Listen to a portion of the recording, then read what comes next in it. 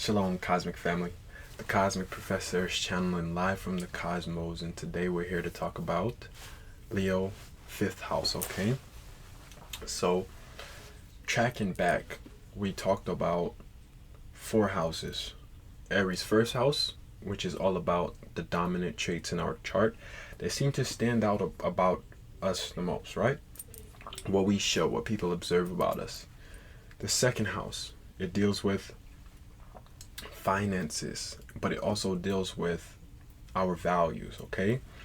Value that we have to offer and how it can secure material stability for us in this lifetime. Third house is all about our style of communication, how we learn, right? How we see and perceive the world around us, right? Fourth house is all about roots and everything that like we're tied down to, okay? It's home, it's our most private area.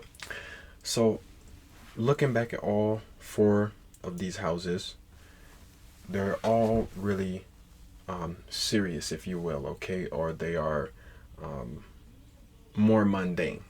They have to do with more like regulating things, if you will. But when you get to the 5th house, you're at a very playful, lively, boisterous house, okay? So the 5th house is the house of joy, is the house of radiance, because it is ruled by the sun, okay? The sun is, nothing else outshines it, okay? And it's the same case for the 5th house. It rules what we are attracted to and what is attractive about us, okay? So when you get to this house, it gives you a peek and insight into hobbies that you enjoy, how you like to entertain yourself, your behavior when you get around others, your self-esteem, things that inspire you. These are all some of the characteristics of the 5th house, okay? And so, of course, that will always reflect differently depending on the house ruler, the sign, right? And the planets that you have there. Of course, lastly, along with, well, I won't say lastly, because degrees with planets matter. But really another big thing is the signs that these planets fall in, okay?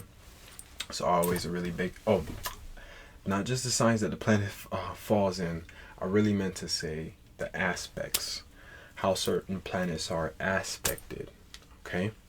So there's a couple different things that will change up the dynamic of this house, that will tell a story, but generally the characteristics that I shared about the 5th house, that is what it gives you a feel for, okay?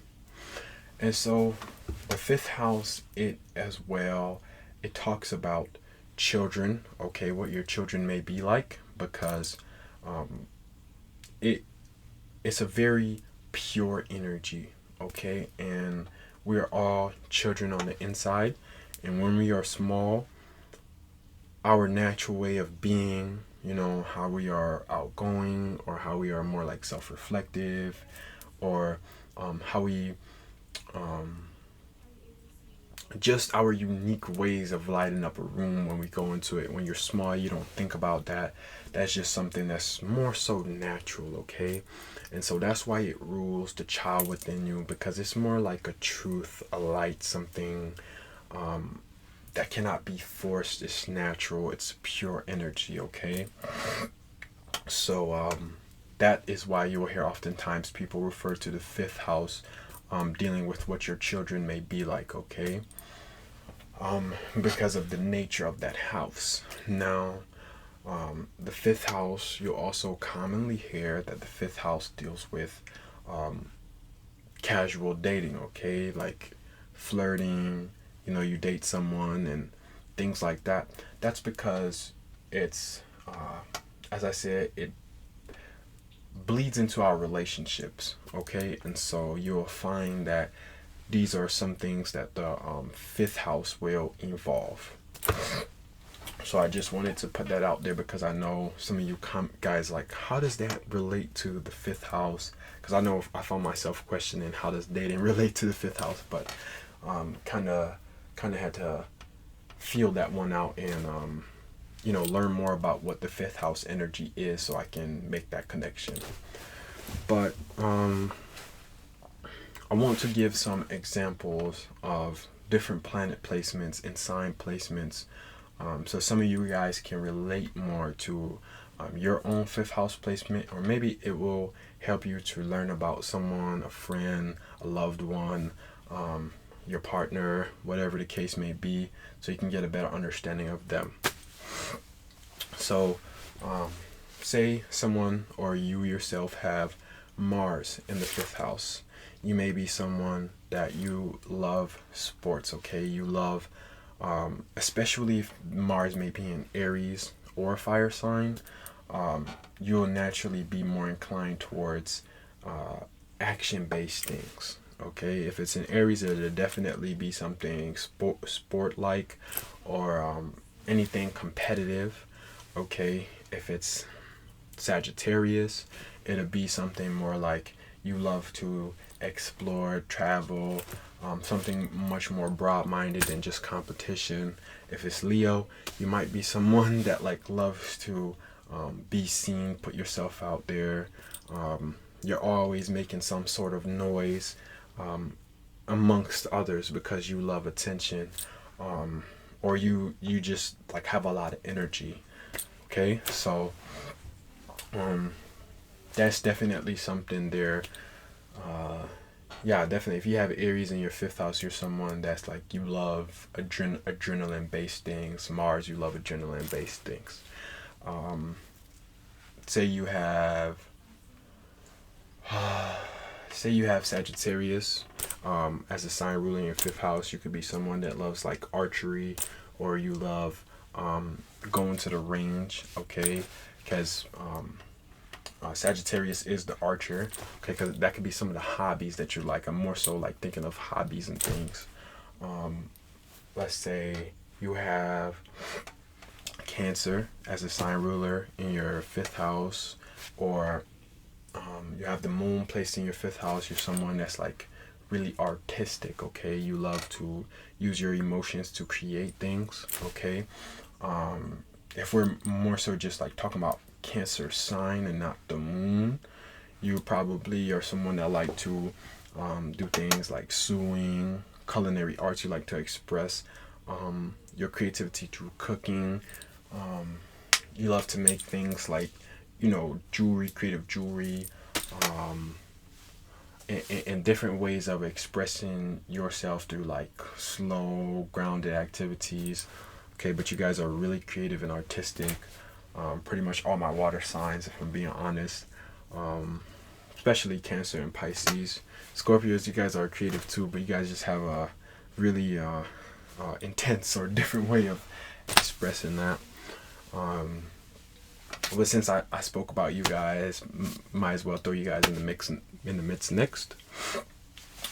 Say you have Scorpio in your fifth house. You're probably someone that's like, first off, really private. You probably don't even like people like knowing too much into the things that you like. You're very secretive. You're someone that clears your Google searches. You guys may like to understand, like you guys like things that just have a lot of intensity to it. You guys need to feel strongly called to something, especially with people. You guys don't really like to do the casual dating because you guys are like love to be strongly you guys can be very dominant. So if you are dating someone but you guys are not really serious with each other, you guys are the type to like really claim them as yours. So anything, you guys don't really enjoy the playful energy. You guys more so, your sense of playfulness can be intense because you guys love deeply, and you guys are just very deep people, okay?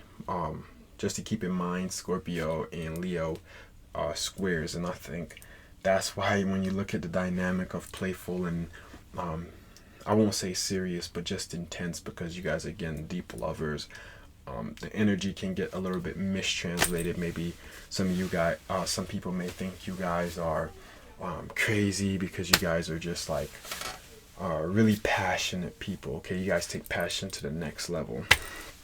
So when you guys choose to open up to others, let's say you have Pisces in your 5th house, you may be someone that's like really into acting, especially if you have Neptune, definitely into film, photography. You guys love to savor moments. You guys love to you guys are artistic as well, so anything that deals with creative expression, you guys are there. Poetry, like physical art, you know, anything artistic, anything that deals with acting, and allowing you guys to get lost in your imagination. You guys love that. Okay, super friendly people. You guys may be more so on the